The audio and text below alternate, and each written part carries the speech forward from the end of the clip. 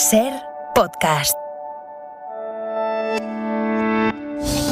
Hola, buenos días. Han pasado solo 2 meses desde que Omicron comenzó a disparar los contagios de una forma que nunca habíamos visto en estos 2 años de pandemia. ¿Y quién nos diría que, aún así, este ha sido el detonante para que podamos hablar ya en serio de volver a la normalidad? Si ayer la OMS decía que ya era plausible que con Omicron acabase la pandemia, ahora ya ha puesto fecha a un plan de transición para salir por fin de ella. Será en febrero cuando tengamos ya ese plan para avanzar hacia una nueva fase, la del control de la pandemia, aunque con advertencias todavía por el camino. Estamos en una situación sanitaria complicada. Estamos en un momento crítico. Debemos trabajar juntos para poner fin a la fase aguda de esta pandemia. No podemos permitir que se prolongue, que se extienda. Entre el temor o el abandono, tenemos todas las herramientas para poner fin a la fase aguda de esta pandemia, pero tenemos que usarlas de modo equitativo e inteligente. Gillian Ayala, buenos días. Hola Sastre, muy buenos días. Lo acabamos de escuchar, el director general de la OMS habla de un momento crítico para avanzar o para retroceder. Si nos quedamos en España, los contagios diarios siguen superando los 300.000 después de un fin de semana y se ha disparado la incidencia entre los menos inmunizados, los menores de 12 años. La clave sigue siendo esa, la inmunización, la vacunación y el perfil de los pacientes que están ahora mismo en las UCI por COVID lo avala. La mayoría o no estaba vacunado o no se ha puesto todas las dosis recomendadas. Vamos a ampliar los datos, Teresa Rubio. Se han notificado 305.000 positivos este fin de semana, son menos que el lunes pasado, pero se ha disparado en los últimos días la incidencia entre los menores de 12 años. Después de 2 semanas de clase, esta franja de edad registra una tasa de más de 5.000 casos. El informe de Sanidad notifica también más muertes que hace una semana, 253. Carolina Jiménez Esparza, vicepresidenta de la Sociedad Española de Medicina Intensiva. Son pacientes con una edad media menor, pacientes habitualmente que no están vacunados o que tienen una pauta de vacunación incompleta y que tienen otras enfermedades asociadas, tales como hipertensión, diabetes, obesidad o inmunodepresión. Todavía hay 7 comunidades autónomas en riesgo muy alto, con más de un 25% de camas UCI ocupadas. Ha sido una muy buena reunión. Decía Joe Biden que los aliados están en buena sintonía, más o menos de acuerdo en lo que tienen que hacer respecto al gran asunto internacional que sigue siendo la tensión, la crisis en torno a Ucrania. Ahora mismo, Bayo, ¿en qué punto estamos? ¿Cuál es el avance? Pues según Joe Biden, los aliados europeos están de acuerdo con él en esa necesidad de buscar un acuerdo diplomático con Moscú mientras ultiman una respuesta conjunta a nivel militar y económico que disuada a Putin de invadir a Ucrania. El Pentágono confirma que ha puesto en alerta unos 8.500 soldados que se desplegarían en cuestión de horas en el este de Europa si la OTAN lo solicitara. La alianza, a su vez, refuerza su despliegue militar en el Franco Oriental en previsión de un choque con Rusia que Josep Borrell no cree que vaya a ser inminente. Desde Bruselas, la Comisión y el Consejo insisten en que la unidad europea es indivisible. A pesar de ello, Macron parece dispuesto a jugar sus cartas. Esta semana ha convocado una reunión del formato de Normandía en el que participan Francia, Alemania, además de Rusia y Ucrania, para tratar de apaciguar la tensión en la región. Pedro Sánchez no fue convocado ayer por Joe Biden a esa reunión con los líderes de Occidente, pero anoche, en hora 25, el ministro de la Presidencia, Félix Bolaños, dejó clara la postura de España. No deseamos un conflicto armado. Nosotros, desde luego, desde el Gobierno, no deseamos un conflicto. Creo que probablemente es lo peor que le puede pasar a una sociedad avanzada, ¿no? Tener un conflicto bélico, y, por tanto, apostamos sin ningún tipo de duda por el diálogo y por la diplomacia. El ministro de Exteriores va a pasar esta tarde por el Congreso, donde, por cierto, va a ser hoy un día relevante, digamos. Se retoma la tramitación de la ley Cerolo y la ley del solo sí es sí. Además, vamos a entrar en la última semana para negociar los apoyos de la reforma laboral en la Cámara Baja. Guillermo Lerma, buenos días. Buenos días. PSOE y Unidas Podemos contarán hoy sí con el respaldo de los socios habituales para esquivar la ofensiva de la oposición, principalmente del PP, que reclama la comparecencia de 8 ministros, pero también para convalidar 3 decretos que el Gobierno tiene pendientes, con medidas, por ejemplo, destinadas a la recuperación de La Palma o en materia energética. La imagen que dejará la votación de este martes, la del Ejecutivo apoyado por sus aliados parlamentarios, está lejos de repetirse dentro de una semana cuando llegue a la Cámara la reforma laboral, porque PNV, Esquerra y Bildu se mantienen en el no si el texto pactado con patronal y sindicatos no se cambia. Fuentes de los grupos implicados en la negociación aseguran a la SER que las conversaciones de los últimos días no permiten hablar de avances, así que la vía de Ciudadanos, junto a otros partidos minoritarios que suman 22 escaños, es hasta ahora la que más más posibilidades tiene de salir adelante. Eso sí, los contactos con nacionalistas e independentistas van a seguir hasta última hora para intentar mantener, como quiere Unidas Podemos, al bloque de la investidura en esta votación. Y el otro parlamento que se está preparando para una semana complicada es el británico, porque sí, hay un nuevo escándalo con Boris Johnson. Como si no hubiese celebrado lo suficiente en el confinamiento, ahora sale a la luz otra fiesta para su Partygate. El Primer celebró en su cumpleaños con una fiesta que organizó su mujer con 30 personas en la sala de hecho donde se suele reunir el gobierno y cuando no estaban permitidas las reuniones sociales. Es martes, Gillian, es 25 de enero. Y hoy se cumplen 11 años de las revueltas en las calles de Egipto que derrocaron al dictador Hosni Mubarak.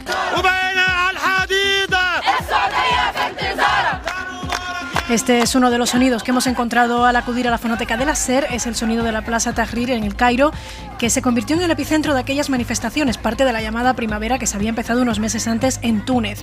Una revuelta además que permitió la celebración de unas elecciones libres en las que ganaron el grupo de los hermanos musulmanes, pero solo un año después, en 2013, un golpe de estado al general al-Sisi devolvió a Egipto al régimen totalitario que es todavía hoy un país sin libertades con miles de presos políticos. Allí estuvo la SER, hicimos programas especiales desde allí, 11 años, en fin, de la revolución egipcia en este 25 de enero, que aquí en España nos va a traer de nuevo lluvias. Sobre todo en el Mediterráneo, en Canarias y también en el sur de Andalucía, en esa zona, en el estrecho, atención, porque también tendremos fuerte viento que se espera durante todo el día.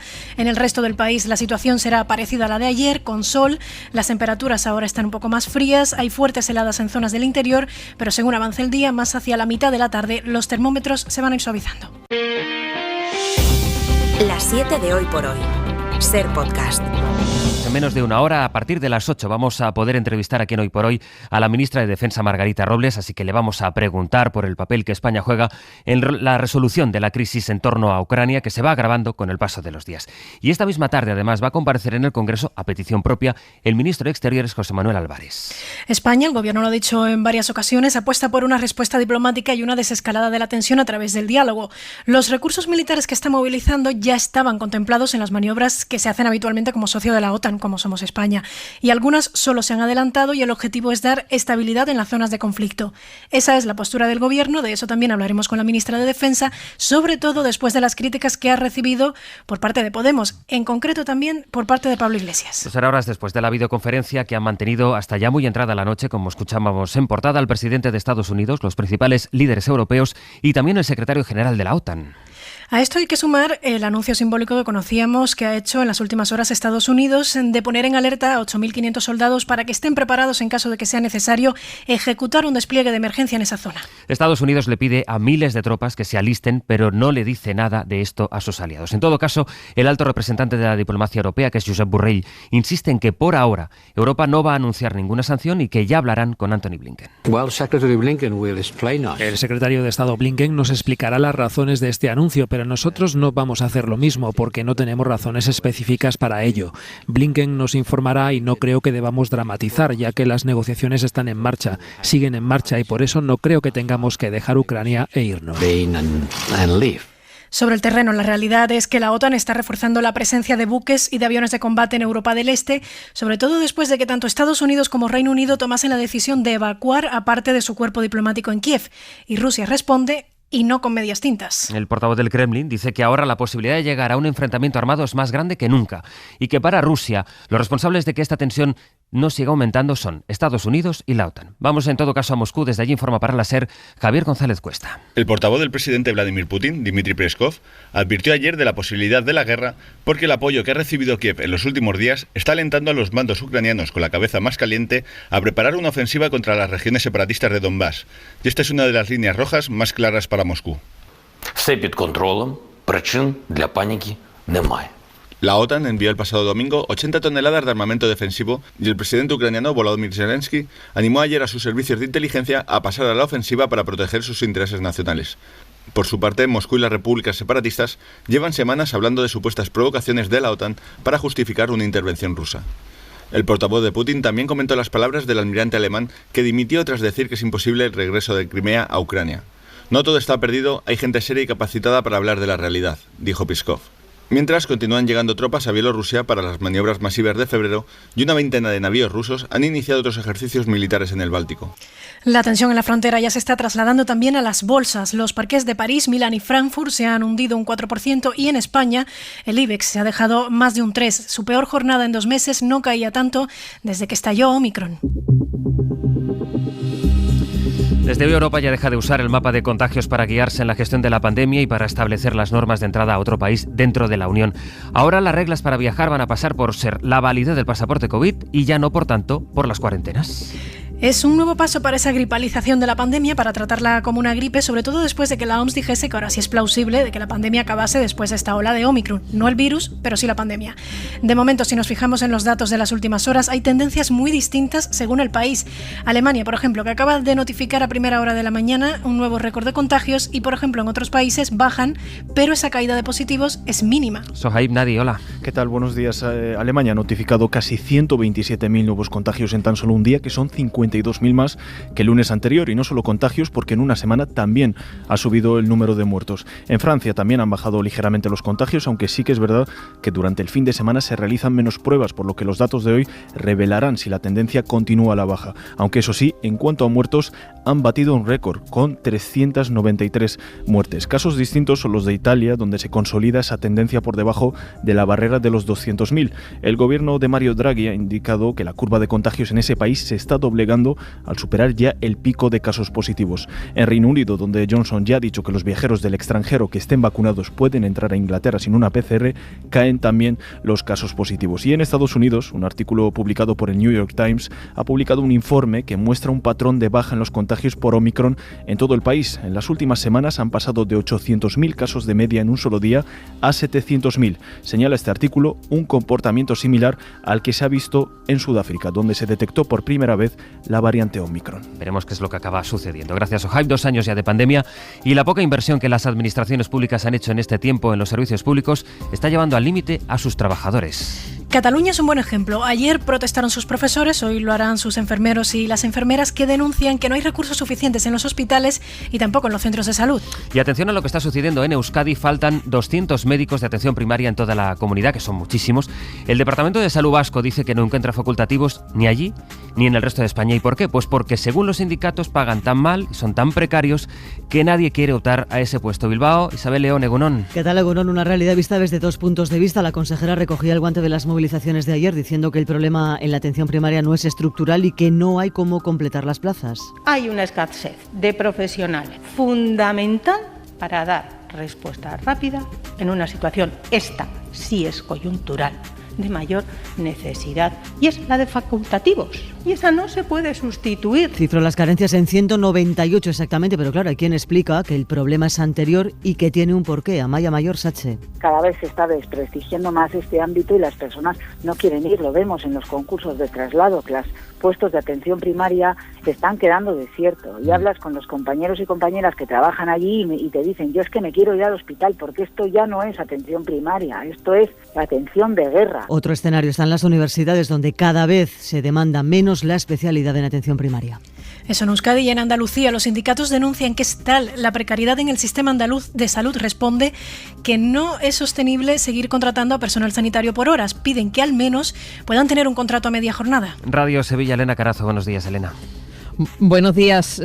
Según el sindicato CESIF, una parte de la plantilla que atiende este servicio telefónico tiene un contrato de menos de 20 horas. Desde el 1 de febrero será una nueva empresa la que se haga cargo de su gestión y denuncian que el pliego de condiciones contempla menos horas que antes de la pandemia. Germán Girela, presidente de CESIF. Le estamos pidiendo solo un aumento de 30.000 horas al año, que esto es más que factible porque, por ponerle un dato, solamente en enero se han llevado a cabo esas 30.000 horas de forma adicional. La Dirección de Salud defiende que el nuevo contrato supone un incremento salarial de más del 16% y que están trabajando en aumentar la especialización de sus profesionales.